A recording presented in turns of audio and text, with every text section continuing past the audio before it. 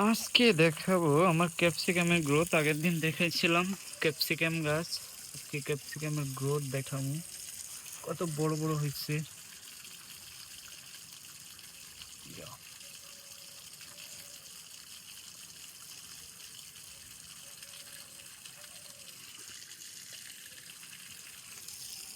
This is capsicum. এটা 12 মাসি কুল গাছ হইতেছে।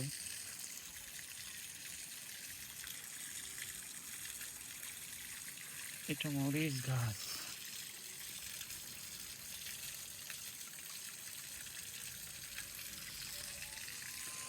লাইক সবচেয়ে সুন্দর যদি কিছু থাকে, দেখেন এই টমেটো গাছগুলো কত সুন্দর।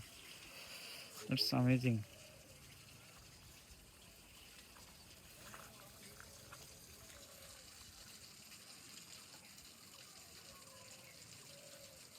সেই সুন্দর।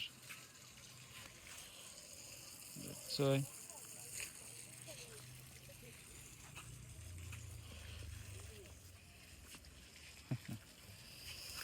এটা এক ধরনের বিগ বড় জাতের টমেটো, অনেক সুন্দর।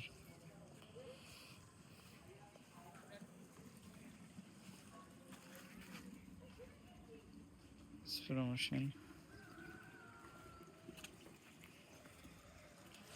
ফুলকপি ঢেকে রাখছি বিকজ এত সুন্দর। এখানে মানুষের খেতেও কিন্তু এত সুন্দর টমেটো হয় না, এই সরি ফুলকপি হয় না। গোলাপ ফুলের জায়গায় আমি দিলাম তোমায় ফুলকপি। দেখেন দেখেন কত সুন্দর। একটু ভিতরে ঢুকাই দিই ফুলকপি। এটা দেশাল টমেটো। এটা একটু ইঞ্জিনিয়ারিং করছিলাম, এতে একটু উল্টো পাল্টা সার দিয়ে দিয়েছিলাম, মানে ইউরিয়া দিয়েছিলাম একদম গোড়ায়। দেওয়ার পরে সেই ইউরিয়াতে সাইড ইফেক্টে গাছটার চেহারা এরকম হয়ে গেছে। আর এই তোমার আপেল গাছ খুব শীঘ্রই এতে ফুল আসবে।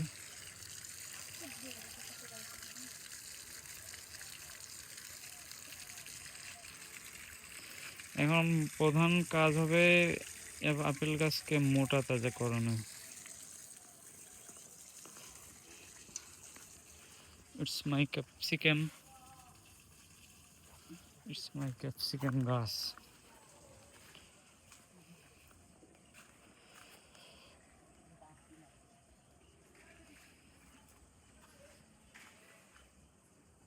এটা ডালিম গাছ, এটারও ফুল আসার সময় হয়ে গেছে। এটা যখন লাগাইছিলাম ফার্স্টে তখন মনে হয়েছিল যে এর থেকে হয়তোবা কিছু আসা সম্ভব না, কিন্তু এখন মানে কাদার ভিতরে লাগাইছিলাম, এই যে তখন বর্ষাকাল ছিল, একদম একটু ছোট একটা গাছ লাগাইছিলাম এই যে একটা সিস্টেমে। এটা আমার ইয়া গাছ, বেগুন গাছ।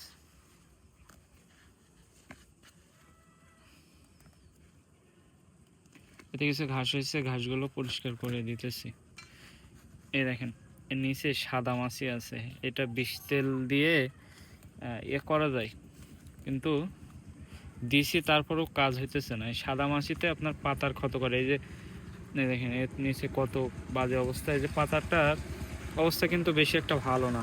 হ্যাঁ, এই যে পাতাটার অবস্থা বেশি একটা ভালো নয়।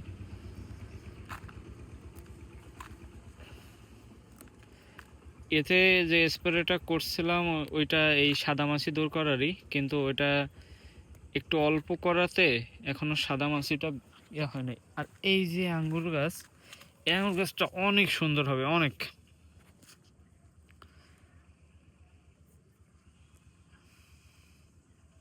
এইটা হলো যে সিডলেস, মানে বিসি থাকে না আর কি এর ভিতরে। এটার গড়নও সুন্দর অনেক, মাটিটা অনেক সুন্দর, মানে যে মাটি এক্স্যাক্টলি পছন্দ করে।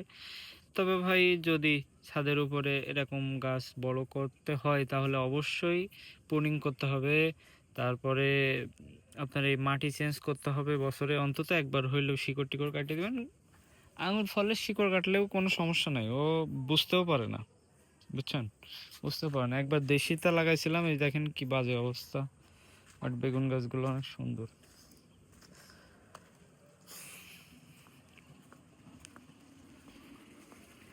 এখানে যে জাম গাছটা আছে, জাম গাছটা অনেক সুন্দর, বিকজ এটা 12 মাসের জাম গাছ। এবছর আল্লাহর রহমতে হয়তো বা ফল আসতে পারে। তো সবাই ভালো থাকেন, সুস্থ থাকেন, বাই বাই।